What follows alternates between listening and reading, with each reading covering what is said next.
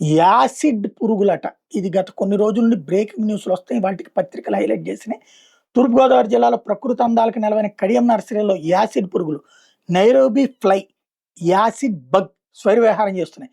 దీపం పురుగుల మాదిరి కనిపిస్తున్న వీటి స్రావాలు మనుషుల శరీరం మీద పడితే కాలిన గాయాల మాదిరిగా చర్మంపై దద్దుర్లు, మచ్చలు ఏర్పడుతున్నాయి.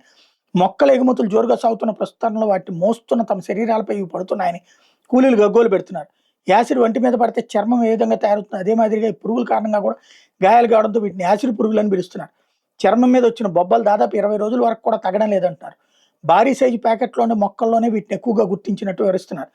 6-7 అడుగుల కంటే తక్కువ ఎత్తుగా ఉండే మొక్కల్లో నీటి జాడ ఉండటం లేదని కూలీలు చెప్తున్నారు. భారీ సైజులో ఉండే మొక్కల వీటి జాడ ఉండట్లేదని చెప్తున్నారు. ఆ, అయితే భారీ సైజులో ఉండే మొక్కలు ప్యాకెట్ల కింద ఇవి నివాసం ఉంటున్నాయి. నర్సరీలో సస్యరక్షణ చర్యలో భాగంగా తరచూ ఏదో పురుగు మందునే వినియోగించే మొక్కల మీద కూడా ఇవి కనిపించడం లేదని, రోజుల తరబడి సస్యరక్షణ చర్యలు చేపట్టకుండా వదిలేసిన మొక్కల మీదనే కనిపిస్తున్నాయని కూలీలు చెప్తున్నారు. ముఖ్యంగా బుర్రిలంక, ఇసుక ర్యాంప్ సమీపంలోని వేబ్రిడ్జ్ తదితర ప్రాంతాలు వీటిని చూసామంటున్నారు. వేసవి ఎండల తీవ్రత తగ్గి వర్షాలు కురిసే సమయంలో ఇటువంటి పురుగులు జాడేంత ముందు కూడా అక్కడక్కడ నేలలో కనిపించేదని, కానీ ఈసారి మరింత అధికంగా ఉన్నాయంటున్నారు.